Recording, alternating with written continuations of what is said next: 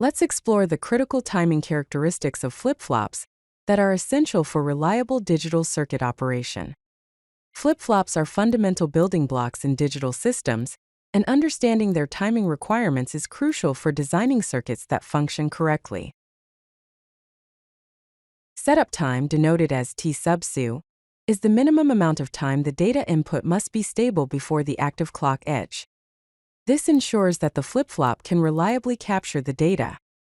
Imagine trying to catch a ball. You need to have your glove in place before the ball arrives to catch it successfully. Similarly, the data input needs to be stable before the clock edge acts like the glove closing to capture the data. The formula for setup time is T sub su equals data stable to clock edge. In this timing diagram, the setup time is highlighted with an arrow that shows the minimum time required for the data to be stable before the rising edge of the clock signal.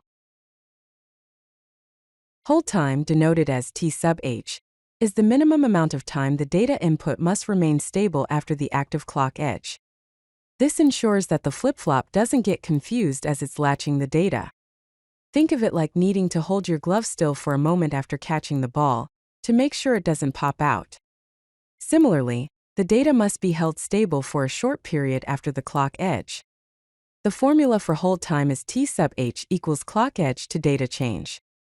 In this timing diagram, the hold time is highlighted with an arrow that shows the minimum time required for the data to remain stable after the rising edge of the clock signal. Propagation delay, denoted as T sub pd, is the time delay between the active clock edge and the corresponding change in the output signal. This is the time it takes for the flip-flop to respond to the clock and update its output. Imagine the time it takes for you to react and move your hand after hearing a starting gun in a race. Similarly, propagation delay is the time it takes for the flip-flop to change its output after the clock edge arrives. The formula for propagation delay is T sub pd equals clock edge to output valid. In the timing diagram, the propagation delay is highlighted with an arrow that shows the time between the rising edge of the clock signal and the point when the output cue becomes valid. This diagram illustrates the complete timing relationship, combining setup time, hold time, and propagation delay in one comprehensive view. Here we see the clock signal, the data signal, and the output signal cue, along with the timing parameters. Setup time T sub su is the time before the clock edge that the data must be stable. Hold time T sub h is the time after the clock edge that the data must remain stable. Propagation delay T sub pd is the time it takes for the output cue to respond to the clock edge. This diagram provides a clear picture of how these three timing parameters work together to ensure the reliable operation of a flip-flop. Timing violations occur when the setup and hold time requirements are not met. If data changes too close to the clock edge, it can result in a setup violation, leading to metastability, where the output becomes unpredictable. This is like the flip-flop is not able to decide between a 0 and a 1. If the data changes too soon after the clock edge, it results in a hold violation causing data corruption where the wrong data gets captured. This is like the flip-flop captures the wrong data. Understanding these violations is crucial for designing reliable digital circuits.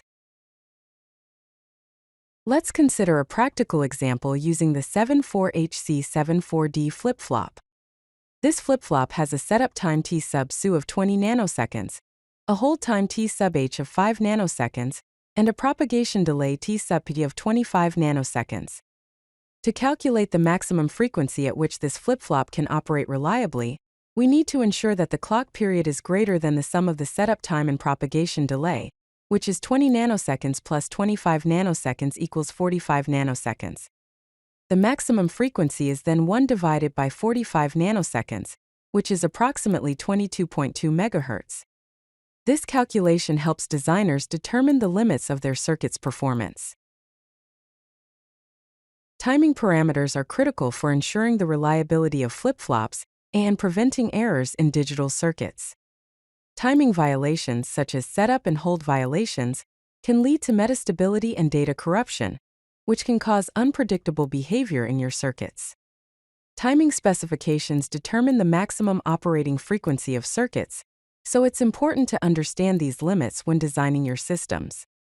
Finally, it's essential to always check the timing requirements in the datasheet specifications of the flip-flops you are using. Understanding these timing parameters is essential for robust digital system design. If you like this video, hit that like button and don't forget to subscribe. Visit CodeLucky.com for more such useful content.